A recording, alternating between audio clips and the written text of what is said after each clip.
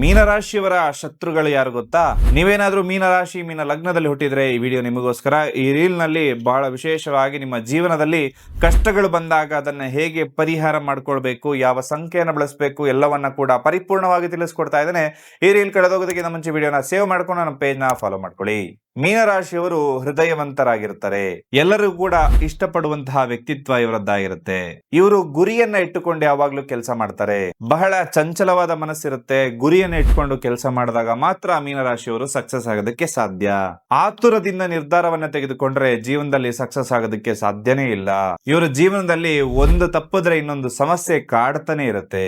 ನಿಮ್ಮ ರಾಶಿಯ ಅಧಿಪತಿ ಆಗಿರತಕ್ಕಂತಹ ಗುರುವನ್ನ ನೀವು ಆಕ್ಟಿವೇಟ್ ಮಾಡ್ಕೊಳ್ಳೋದ್ರಿಂದ ನಿಮ್ಮ ಜೀವನದಲ್ಲಿ ಬರುವ ಸಮಸ್ಯೆಗಳೆಲ್ಲವೂ ಕೂಡ ಪರಿಹಾರ ಆಗುತ್ತೆ. ಗುರುವನ್ನ ಆಕ್ಟಿವೇಟ್ ಮಾಡ್ಲಿಕ್ಕೆ ಈ 2 ಮಣಿಗಳನ್ನ ನಿಮ್ಮ ಕೈಯಲ್ಲಿ ನೀವು ಧರಿಸ್ಕೊಳ್ಳಿ, ಅತ್ಯಂತ ಶುಭವಾಗುತ್ತೆ. ನಿಮ್ಮ ಅದೃಷ್ಟದ ಸಂಖ್ಯೆ 3, 1 ಮತ್ತು 5 ಆಗಿರುತ್ತೆ. ಅದೃಷ್ಟದ ಬಣ್ಣ ಹಳದಿ ಬಣ್ಣ ಮತ್ತು ಗೋಲ್ಡನ್ ಕಲರ್ ಬಣ್ಣ ಆಗಿರುತ್ತೆ. ಜೊತೆಗೆ ನೀವು ಆರಾಧನೆ ಮಾಡಬೇಕಾಗಿರುವ ದೈವ ಗುರುವಿನ ಆರಾಧನೆಯನ್ನ ಮಾಡ್ಕೊಳ್ಳಿ. ಸಾಯಿಬಾಬಾ, ದತ್ತಾತ್ರೇಯನ ಆರಾಧನೆ ಮಾಡ್ಕೊಳ್ಳಿ, ಅತ್ಯಂತ ಶುಭವಾಗುತ್ತೆ. ನಿಮ್ಮ ಮಿತ್ರ ರಾಶಿ ಕರ್ಕಾಟಕ ರಾಶಿ ಮತ್ತು ವೃಶ್ಚಿಕ ರಾಶಿ. ನಿಮ್ಮ ಶತ್ರು ರಾಶಿ ಮೇಷ ಮತ್ತು ಸಿಂಹ ರಾಶಿ.